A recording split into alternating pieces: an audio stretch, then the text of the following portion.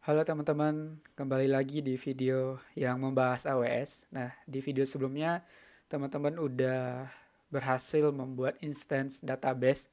Kemarin kita contohin membuat database PostgreSQL di AWS gitu ya. Nah, di video kali ini kita bakal bahas juga sesuatu yang berhubungan dengan data ya. Kalau kemarin biasanya kita pakai untuk menyimpan data yang terstruktur, misalnya menyimpan data dalam bentuk tabel. Nah, di video kali ini kita bakal bahas cara menyimpan data yang tidak terstruktur. Contohnya file, dokumen PDF gitu ya, gambar, video dan juga audio. Nah, kalau di AWS kita bisa nyimpan data tersebut di dalam services yang namanya adalah Amazon S3. Dan di sini untuk cara membuatnya teman-teman tinggal buka aja konsolnya, kemudian cari Amazon S3 dan nanti teman-teman bakal masuk ke dashboard ini gitu ya. Nah, untuk cara membuat penyimpanannya itu kita bakal menyimpan datanya itu di dalam bucket, dan di dalam bucket ini kita bisa nyimpan gambar, dokumen, video, audio gitu ya. Nah, cara bikin bucketnya teman-teman tinggal klik create bucket. Kemudian nanti teman-teman bakal dialihkan ke halaman pembuatan bucketnya. Nah, di sini untuk konfigurasi generalnya nanti teman-teman bakal mendapat dua pilihan gitu ya. Yang pertama ada bucket tab-nya itu general purpose, kemudian ada directory gitu ya. Terus untuk regionnya ini defaultnya sesuai dengan yang teman-teman pilih di bagian atas ini gitu ya. Kalau teman-teman pilih region Singapura, nanti di sini juga bakal terpilih regionnya Singapura gitu ya. Nah, di sini untuk contoh kita pilih aja yang general purpose. Ini cocok banget untuk case secara umum gitu ya. Misalnya buat aplikasi backend teman-teman gitu ya, untuk aplikasi web gitu ya. Nah, nanti kita pilih general purpose, kemudian nextnya kita pilih bucket name gitu ya. Nah, di sini teman-teman perlu membuat nama bucketnya dan ini bersifat unik secara global gitu ya. Kalau udah dipakai oleh orang lain, itu nggak akan bisa lagi gitu ya. Nah, di sini ada ketentuannya juga nih teman-teman. Minimalnya 3 karakter sampai dengan 63 karakter gitu ya. Nah, di sini bisa kita kasih contoh misalnya bucket SG misalnya. Karena regionnya SG Singapura, terus bisa kita tulis nama kita aja gitu ya biar unik gitu. Nah, terus nanti kalau misalnya teman-teman udah punya bucket S3 sebelumnya, itu bisa kita copy juga settingannya. Ini kita bisa klik choose bucketnya. Kalau misalnya udah punya, tinggal kita copy aja gitu ya. Nah, di sini kita bikin dari awal lagi aja konfigurasinya.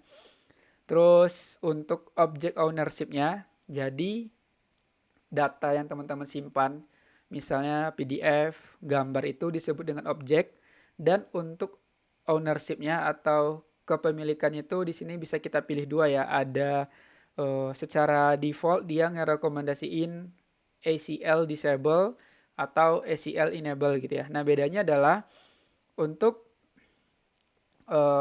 yang disable ini dia bakal secara default hak miliknya itu untuk orang yang nge-upload si bucket ini gitu ya. Jadi untuk misalnya hak aksesnya itu bakal dimiliki oleh akunnya gitu ya, akun AWS yang sekarang ini gitu.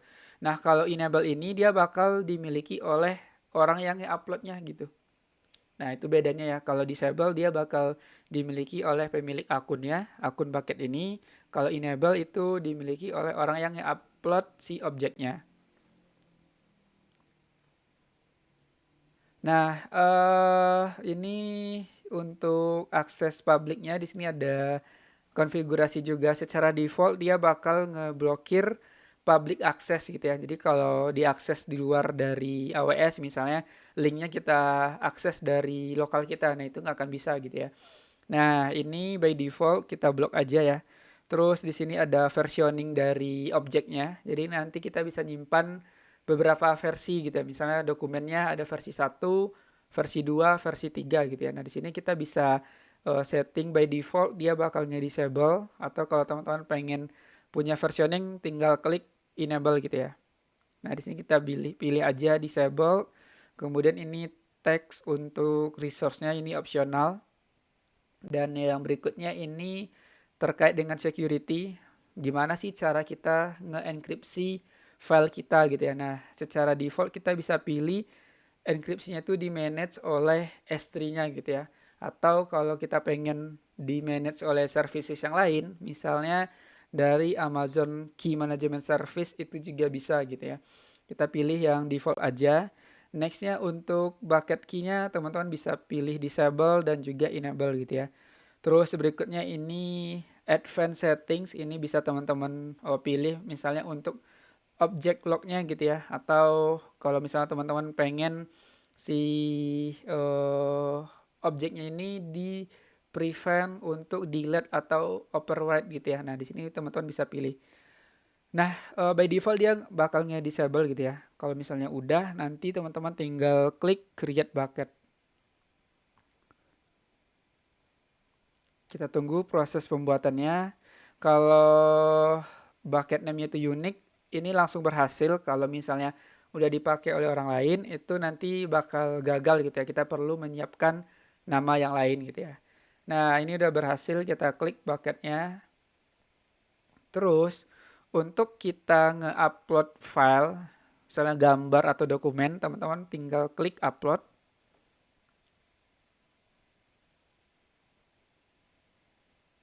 Terus bisa kita pilih di sini add file atau ya teman-teman di sini tinggal drag and drop aja gitu ya. Nah, di sini kita coba nge-upload suatu gambar. Nah, ini kita coba upload ya. Kita tinggal drop aja file gambarnya. Kalau udah, nanti dia bakal ketahuan ya nama filenya apa gitu. Terus ukurannya juga. Kalau udah, nanti teman-teman tinggal upload. Klik ini, upload. Kita tunggu proses uploadnya. Kalau udah, nanti di sini bakal tampil ya objek yang telah kita upload. Kita klik, kita coba tes.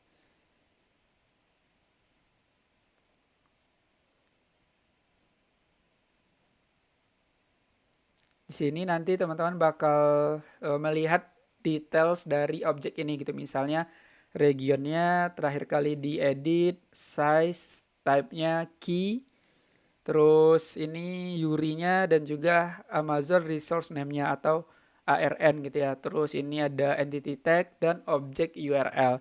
Nah, untuk mengaksesnya, misalnya kita klik ini ya, objek URL-nya. Nah, ini bakal nggak bisa gitu. Kenapa? Karena tadi kita udah nge-config bahwa objek ini bakal diblok dari public access. Oke, kita back lagi. Terus gimana dong caranya kita pengen akses file ini gitu ya atau objek ini? Caranya nanti di bagian object action ini teman-teman klik di sini ada share with present URL. Nah, jadi di sini kita klik present URL. Terus nanti kita bisa nge-share objek ini dengan cara yang aman gitu ya. Nah, di sini ada expire-nya gitu ya. Jadi link yang kita share itu ada expire-nya. Misalnya kita set per menit gitu ya atau per jam gitu. Ketika diakses setelah dia kadaluarsa, link tersebut nggak akan bisa diakses lagi atau objeknya nggak akan bisa kita lihat lagi gitu ya. Nah, di sini kita bisa tes misalnya kita set expire dalam waktu 5 menit misalnya ya. Nah, terus kita create present URL. Jadi kita bisa anggap ini sebagai memberikan hak akses sementara ke objek itu gitu. Nah, ini udah ada present URL-nya, teman-teman copy. Terus kalau kita akses lagi dari URL-nya, nah ini bakal tampil ya si file yang telah kita upload tadi. Kalau misalnya udah lebih dari 5 menit, nanti dia bakal error seperti yang sebelumnya. Nggak akan tampil gambarnya gitu ya. Oke, seperti itu teman-teman untuk terkait dengan bucket ini. Kalau pengen download filenya tinggal klik aja download. Terus kalau misalnya teman-teman pengen uh, ngehubungkan ke aplikasi backendnya, nanti teman-teman bisa pakai yang namanya Amazon SDK gitu ya. Misalnya kalau di JavaScript tinggal cari aja gitu ya Amazon SDK JS. Nah, nanti teman-teman bisa menghubungkan aplikasi backend teman-teman ke Amazon S3 tadi gitu ya, dengan cara menggunakan Amazon SDK. Nah, kalau misalnya teman-teman pengen tahu tutorialnya, boleh banget ya, tinggal komen aja di video ini. Kalau rame nanti bakal kita bahas cara menghubungkan backend ke Amazon S3. Oke, untuk video kali ini segitu dulu ya teman-teman. Thank you buat teman-teman yang udah nonton videonya. Sampai berjumpa di video AWS berikutnya.